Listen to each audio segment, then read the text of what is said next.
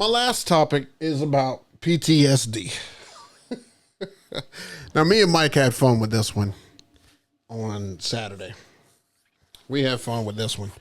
I was just telling him that there are certain situations that have caused me now to move differently because of situations that I have been in the past. And I told him that I got a bad case of PTSD when it comes to DJing and bringing supplies. I was telling him about a couple of horror stories that I've had where I just forget little things. And to DJs, especially mobile DJs, little things make the world of difference. 2 weeks ago at a gig, I forgot the remote for the Code Sparks. That made a huge difference because I almost was not able to fire off the Code Sparks without that remote. And it's just the little stuff that you can overlook. A month ago, even in April, a month ago, I forgot that myself and the couple had talked about when the guests arrived, she wanted music playing outside.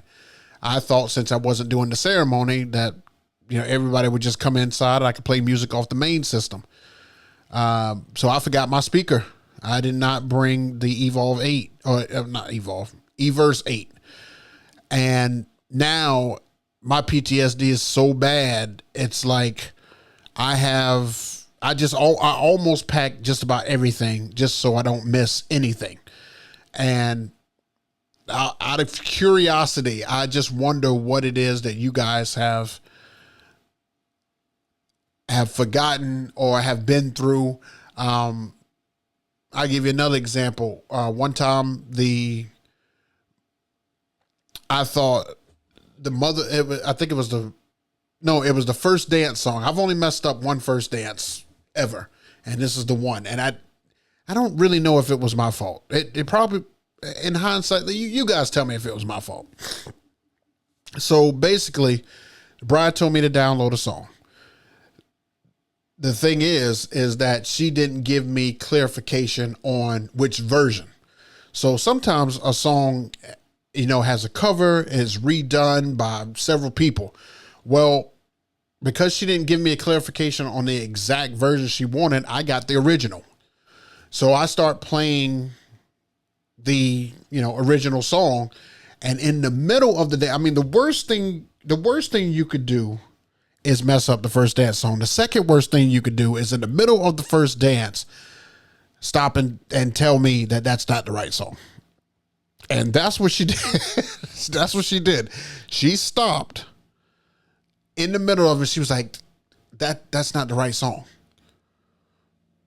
And I was like, that's the one I got. I don't know what you want me to do. Like, I don't want to stop in the middle of this. But there was nothing I could do. So when I say about PTSD, why that comes up like that is because now it has forced me to every single time that I'm speaking with a couple, I have to tell them yes. And if it is a specific version of the song, please let me know the artist and the song.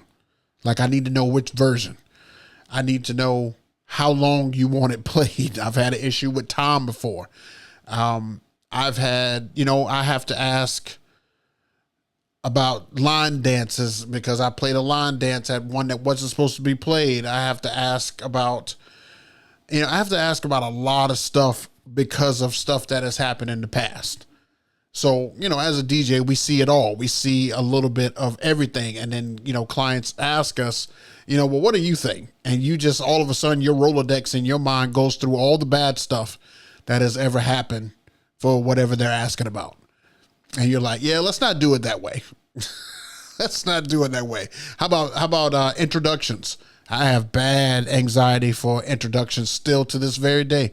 It is actually the most cringy part of a wedding for me is when I have to do introductions. I may not seem like it on footage that you guys have seen on gig logs. I may not seem like it, but I am not terrified, but I'm just like sigh of relief once I get finished to the bride and groom, because it's not about all eyes being on me. It's about messing up while all eyes are on you. And some of these names of these people it's just brutal. It's just brutal.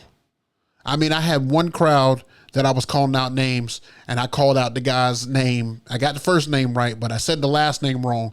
The entire audience said I don't even remember what it was, but it was some, that wasn't just it wasn't like Johnson or Williams. It wasn't one of those names. So like the crowd corrected me, and like it makes you feel like this big. So, there's a lot of stuff that I have done as a DJ, a lot of stuff that I have been through as a DJ to now I move a certain way because of everything that I have been through. And I technically have PTSD. I have it. I have it based on past experiences. So my question to you is, what is your PTSD? What is something or things that you have had during your DJ career where because of that, you now move like this? Or because of a situation that went down, you move like this. Or because you forgot this, now you make sure you do this every time you're setting up or getting equipment together. Like, what is your thing now? What's your I have to because of, thing now? Or just in case? What's your just in case now? So let me know that in the comments down below. And let's talk about it. Let's talk about it, because I know everybody's got some horror stories. I just gave you a few of mine. It's pretty bad.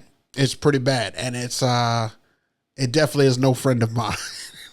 But yeah, me and Mike were definitely laughing about that because, I can't remember exactly what we were talking about, but I was just telling him that, I have to move a certain way and stuff now because I've seen it all, man. I've literally seen a lot of stuff.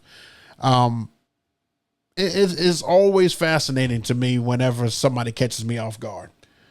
And I don't get caught off guard that easily. I don't. One trend I'm starting to see now is that people are excluding certain parts of weddings now. First it was slides, then it was garter and bouquet. Now cocktail hour is getting cut. I've had three of my last brides who have inquired or told me about their day have cut cocktail hour. Now that doesn't change my price by any means because it's still relevant. But they're like cutting cocktail. When I went to Charleston recently, I think it was 2 weeks ago, when I went to Charleston, she was one of the ones that cut cocktail. Like we went straight from the ceremony and everybody came over, found their seats, and we got right into introductions. I mean, I haven't seen it before, but I'm here for it. This couple, this coming up weekend, it'll be the first time, and I thank them so much because now my anxiety is just way lower. This will be the first time I've ever done a wedding this Saturday that does not have any introductions, including the bride and groom. So no wedding party introductions, no parent introductions, no kids, no dogs, and no bride and groom introduction at all. First time ever. Never had that before. So some trends are coming. Weddings are changing.